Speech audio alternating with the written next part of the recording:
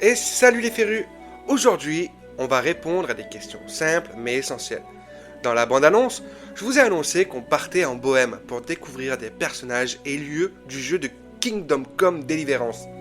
Je suis Michael et aujourd'hui, on plonge ensemble dans l'histoire des personnages de Skalitz.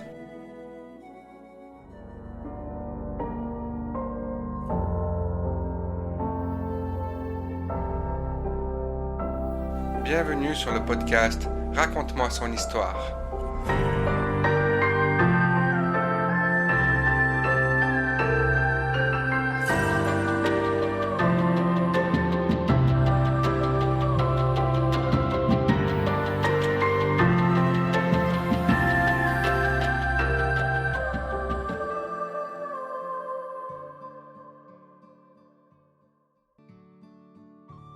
La première chose à savoir, c'est que le jeu se déroule en Bohème.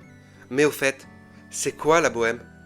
Il s'agit d'une région historique qui correspond aujourd'hui à une grande fête de la République tchèque. En 1403, époque où se déroule Kingdom Come Deliverance, le royaume traverse une période trouble après la mort de l'empereur Charles IV. Son fils, Venceslas IV, peine à s'imposer, et son demi-frère Sigismond en profite pour envahir le territoire avec ses mercenaires. C'est dans ce contexte que commence notre aventure, plus précisément dans le village de Skalitz. Mais s'agit-il d'un lieu réel ou d'une invention du jeu? Skalitz a bel et bien existé. Il était connu pour ses mines d'argent, une ressource stratégique à l'époque. Mais qu'en est-il des personnages que l'on rencontre au début du jeu? Sont-ils inspirés de figures historiques? L'un des premiers personnages marquants du jeu est Sir Radzig Kobyla. Était-il un véritable seigneur ou une pure invention? Eh bien, il a réellement existé. Radzig Kobyla était un noble tchèque du début du XVe siècle. Seigneur de plusieurs domaines, dont Skalitz, resté fidèle à Venceslas IV durant la crise politique qui touchait la Bohème. Il s'est retrouvé confronté à l'invasion de Sigismond et de ses mercenaires, les redoutables Coumans. En mars 1403, Sigismond lance une offensive contre la Bohème, visant notamment Skalitz, dont les mines représentent un enjeu stratégique. L'attaque telle qu'elle est représentée dans le jeu s'inspire d'un événement réel.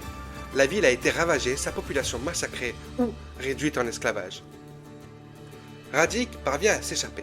Cependant, dans Kingdom Come Deliverance, il recueille Henri, le héros, et devient son mentor.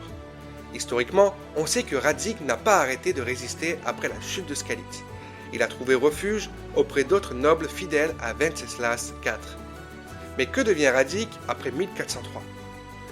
Après la destruction de Skalitz, il rejoint Divish de Tannberg, un autre noble opposé à Sigismond.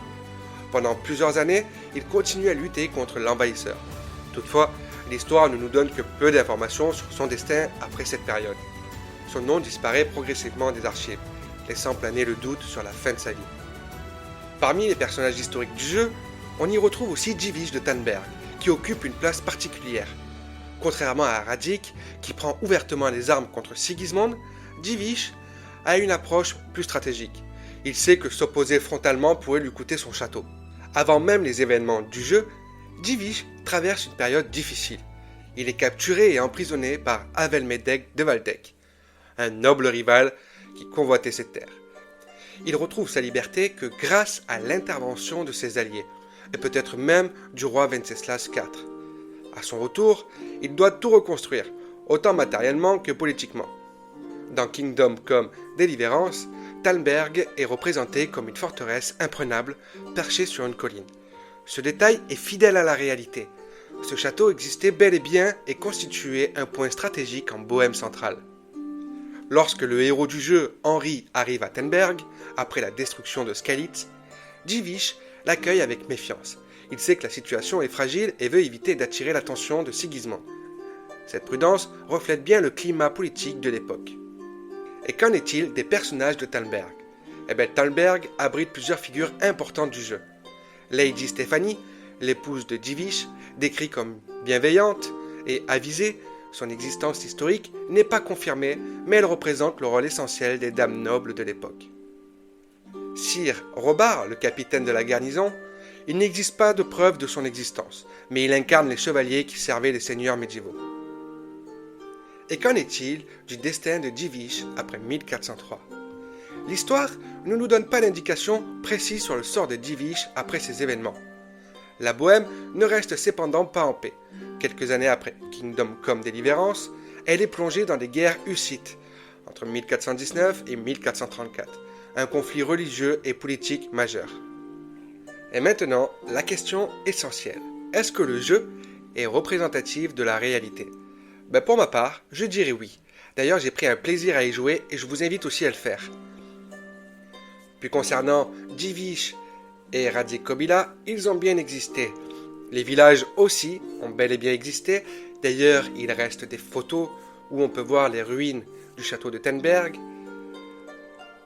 Vendredi prochain, nous irons découvrir d'autres lieux et d'autres personnages du jeu, savoir s'ils sont historiques ou non. En attendant, je vous invite à écouter le podcast secondaire que j'ai créé, Raconte-moi son histoire de gangster, qui est raconté d'une manière immersive. Vous le trouverez dans la description. Pensez aussi à vous abonner et laisser un petit commentaire, ça fait toujours plaisir de se sentir soutenu.